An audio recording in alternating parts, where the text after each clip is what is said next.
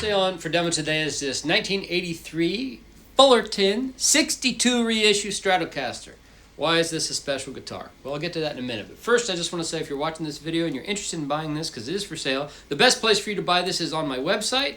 If you're on YouTube where this video is posted, you click just below the screen. You'll see a little bar or something, or a triangle that says description. If you click there, you'll find my contact info and also a link to my shop website where you can buy this.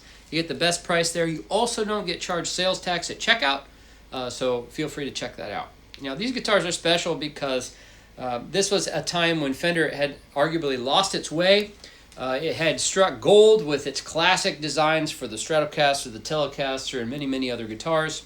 Over the 70s, they continued to update and change, especially the Strat, larger headstock, 3-bolt neck, change in the kinds of pickups. Eventually, corporate interests, we could say, in terms of how to mass produce and increase the bottom line from just a formal perspective, took hold, and the guitar quality kind of diminished. So in around 1980 or so, Fender revamped their whole lineup and basically had 3 parts to it. They were focusing on past, present, and future. So the future was like, I think, the Elite kind of series of Stratocasters with a whole bunch of different pickups kind of looking towards the future. The standard setups were like the ones they had been producing, but just with smaller headstocks and kind of more traditional designs. But then they had the past, which was the reissue series. So they had 62 reissue, 57 reissue Strats, 52 Telecasters, and also precision and jazz basses. They really these were very, very popular and very much in demand. At that time, the original, say, 62 reissue was only 20 years old. So this now is 40. So it gives you an idea in the perspective of time. These have become very desirable and very collectible, and prices have gone up accordingly.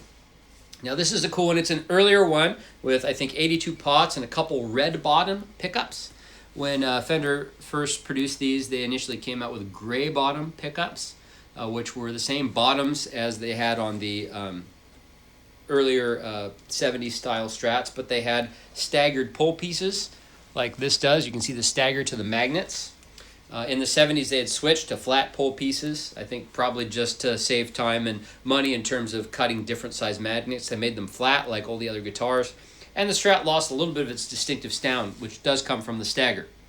But anyway, the first ones were gray bottoms with staggered pull pieces, then red bottoms.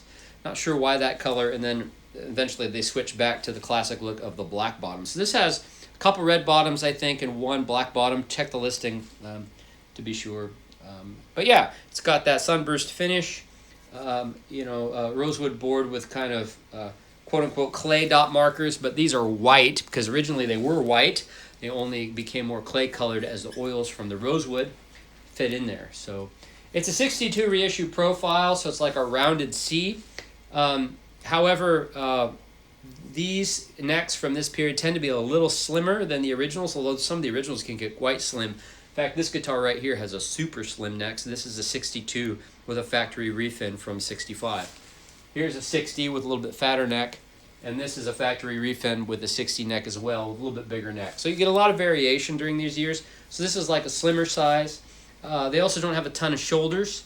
This one's probably a little bigger than average, but not by no means huge. It's medium slim. It's a great weight. It's not a heavy guitar.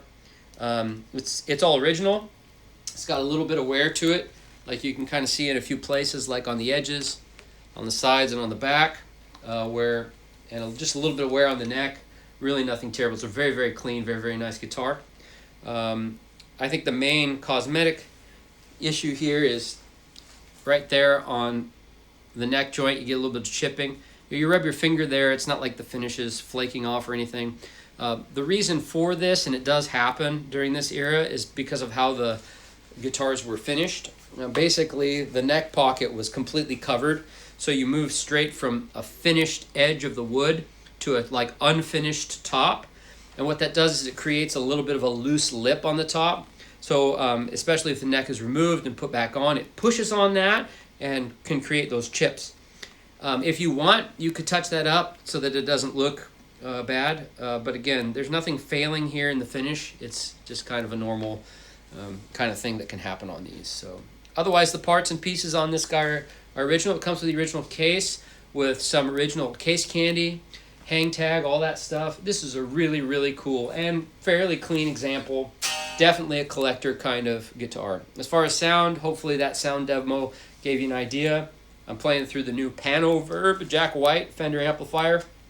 Has more of a brown face circuit, so it's darker. This guitar really has nice sustain and resonance. It's got that bell tone that these are famous for. So anyway, it's a 1983 Fender 62 reissue. Again, best place to buy this is on my website. No tax at checkout, although be aware of the tax laws in your state in terms of your self-reporting, but not at checkout. That's the best way for you to save. Thanks for checking out the video, and have a great day.